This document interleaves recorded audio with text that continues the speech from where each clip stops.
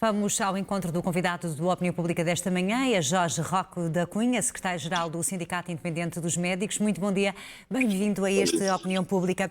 Estamos, na sua opinião, já num nível em que esta ajuda internacional é imprescindível? Nós estamos numa situação muito mais grave do que essa. Estamos numa situação de total desnorte de um governo que ainda há um mês dizia que não havia qualquer tipo de problemas. E a verdade é que, como foi dito na peça, a contratação de médicos estrangeiros depende exclusivamente da vontade das administrações e do próprio governo. Então, neste momento, cerca de 4.300 médicos, é o que é dito. O reconhecimento é um reconhecimento automático. A prova de comunicação é feita através do Instituto Camões, porque é fundamental que as pessoas saibam falar português. Sim, para comunicar com os doentes, não é? É essencial. Agora, sabe o que é que eu acho? É que, mais uma vez, é uma tentativa de tentar areia para os olhos. Sabe o que é que nós devíamos fazer? Era tentar ir buscar os médicos portugueses que foram para a Alemanha, que estão no Reino Unido e que estão nos países nórdicos e que, graças à incompetência e incapacidade deste governo, saíram. Ainda no último concurso, onde foram formados cerca de 900 médicos hospitalares, cerca de um terço, por falta de condições e de respeito das condições de trabalho, não saíram. E o governo sabe outra coisa mais grave do que esta. Sabemos todos que nos próximos 3 anos vão-se reformar 1.300 médicos de família e cerca de 1.500 médicos hospitalares. Ou seja, esta solução é uma solução a curto prazo. A questão é saber, Jorge Roque da Cunha, se temos capacidades financeiras para competir com os salários praticados nos países que aqui enumerou. Também isso, podemos falar dos salários portugueses, que um médico em 35 horas ofere brutos 1.350 euros. Mas eu não vou falar de salários neste momento, apesar de termos perdido cerca de 28% de poder de compra. Eu falo de uma incompetência de um governo que, tendo tido a possibilidade de negociar em abril com o setor privado e o setor social camas para infectados, Covid, camas para não infectados e cirurgias a reforçar o plano de apoio e de recuperação de listas de espera das cirurgias. Não o faz por questões que ninguém percebe. Hoje, felizmente, e por pressão das circunstâncias, já estará a utilizar. Não contrata, não desenvolve os concursos de progressão de assistentes graduados sénior no Serviço Nacional de Saúde. Maltrata os profissionais, nomeadamente na questão das vacinas, na questão dos insultos, que nós, enfim, bem nos lembramos, desde cobardes até gajos, também fomos apelidados, de uma atitude proativa por parte do governo de não falar com os sindicatos nem com a ordem dos médicos, de dizer que está tudo bem, de não investir um cêntimo no Serviço Nacional de Saúde, investiu-se menos nos últimos 3 anos do que na altura da Troika, de não obrigar os lares a terem médicos a trabalhar lá nesses lares, de não fazer um upgrade e um apoio por exemplo, em termos informáticos. Todos os dias temos problemas com o nosso sistema, ainda hoje com a minha impressora, problemas de desmaterialização de trabalho. E já percebi que a lista de críticas é longa, mas como é que se resolve? Jorge Roque da Cunha, como é que se resolve nesta situação de emergência em que nos encontramos, em que temos de facto o Serviço Nacional de Saúde numa situação limite, onde o principal problema é a falta de recursos humanos? Como é que se resolve, na sua opinião? Não mentir, porque os médicos internos que dizem que vão contratar já estão a trabalhar. Não mentir. É uma questão de organização. Os hospitais, se forem Mas a organização, de alguma maneira, está a dizer que não há falta de profissionais de saúde? Estão mal organizados e tem havido falta de planeamento? Não há falta de profissionais de saúde, há uma incapacidade por parte do governo de os contratar. Mais ainda, há uma atitude do governo nos últimos 3 anos de não os contratar deliberadamente, para poupar. Há uma atitude de permitir que os médicos que se reformam, séniores, o saiam mais cedo. E depois fala-se aqui na contratação de reformados. O ano passado foram contratados 350 reformados. Qual é que é o problema da contratação dos nossos colegas reformados? Muitos deles estão a fazer atividades não assistenciais. Muitos deles são amigos dos presidentes dos conselhos de administração ou das administrações regionais de saúde e estão a fazer tarefas não assistenciais. E por isso o que nós exigimos é o seguinte: que haja verdade por parte do governo E nós estamos totalmente disponíveis, tal como os nossos colegas da FNAM, para contribuir, para encontrar soluções. E é o que todos esperamos, de facto, soluções. Não é correto, não é sério politicamente dizer que se vão contratar médicos no estrangeiro, quando há a possibilidade de, no país ainda, esgotar a capacidade instalada. Por exemplo, aquilo que está a acontecer com as ambulâncias em Santa Maria é uma coisa extraordinária. Como é que é possível um Presidente do Conselho de Administração dizer para as pessoas não irem às urgências, quando nós sabemos que hoje morre mais gente por não ir às urgências do que aquilo que ocorre. As pessoas só vão para as urgências nas ambulâncias se forem através do INEM.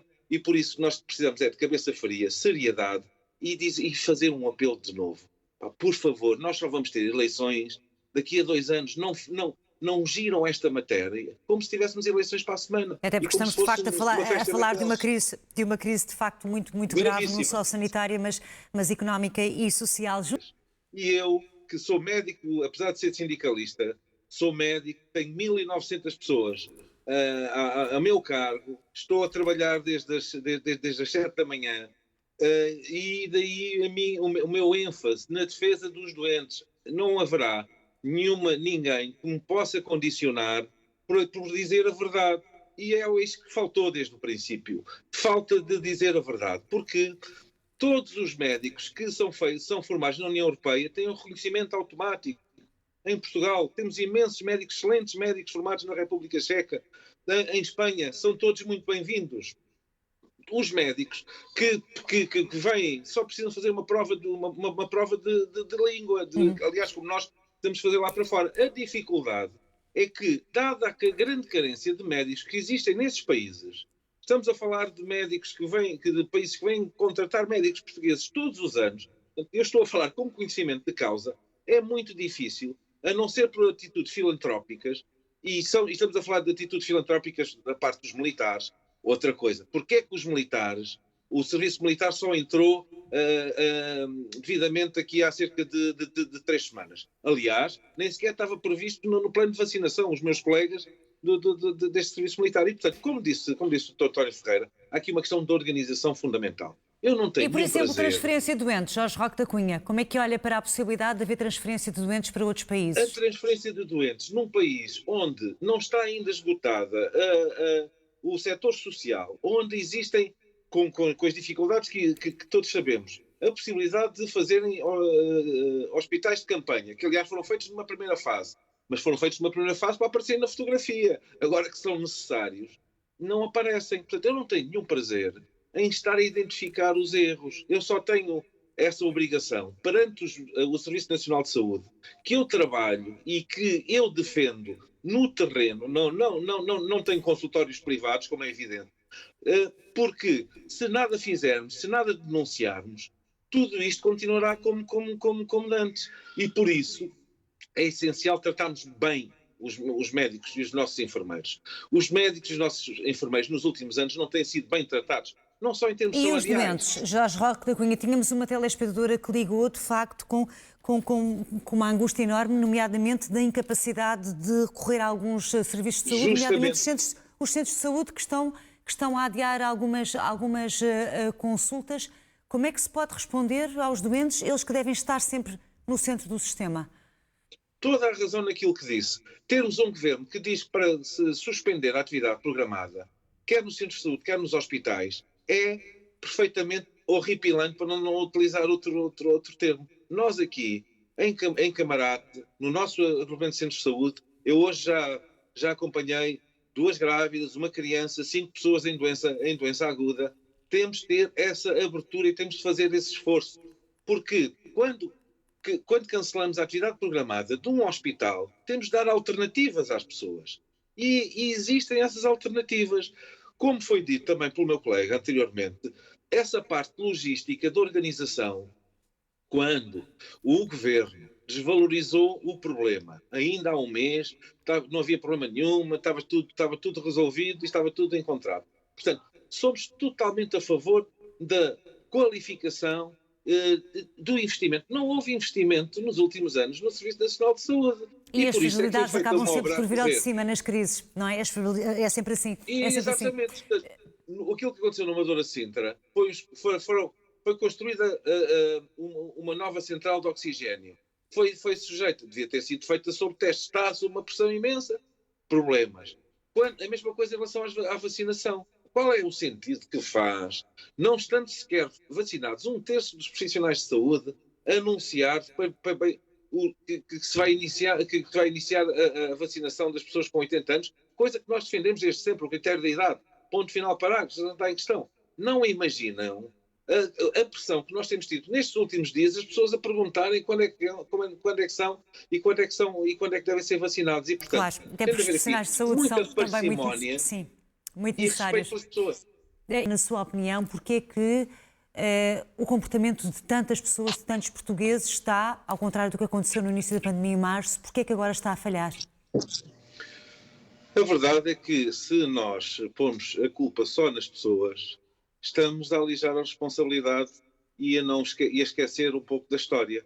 Haverá um momento, depois de tudo isto, onde uma comissão independente irá identificar a gripezinha, isto aqui não chegava, estamos à vontade, vamos todos para os restaurantes. E eu, quando critico o Sr. Primeiro-Ministro e a Sra. Ministra da Saúde, quando fazem, é por falta de planeamento, falta de respeito perante este vírus e uma maior preocupação com a propaganda.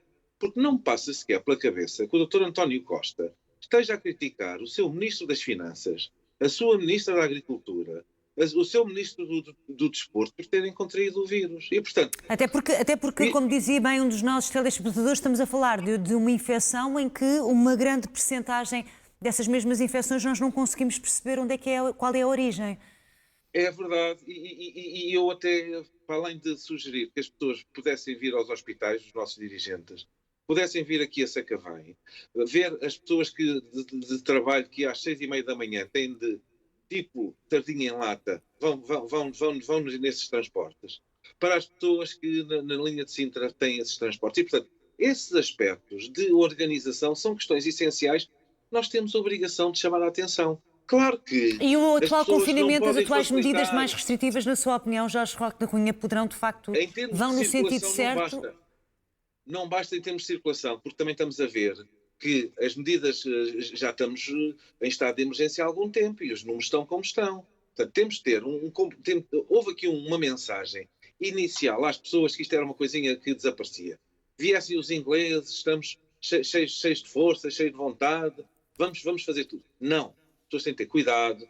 Na altura eu era também acusado de alarmista.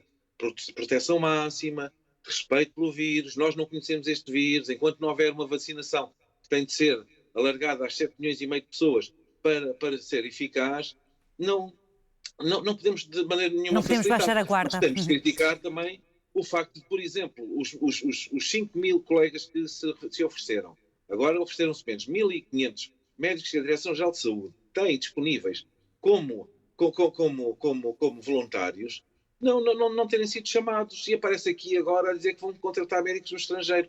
Contratem os médicos nacionais. Há médicos que se lhes forem dado o mínimo de condições, querem estar no Serviço Nacional de Saúde. E se investirem no Serviço Nacional de Saúde, o Dr. António Ferreira sabe bem disso, que mesmo na altura da Troika conseguiu fazer milagres naquele Hospital de São João, sem meios, mas hoje os meios ainda são mais limitados. E por isso o meu apelo é, não façam política com isso, por favor. As pessoas têm de respeitar, mas para se respeitarem têm de ver... E é sempre importante a política da verdade,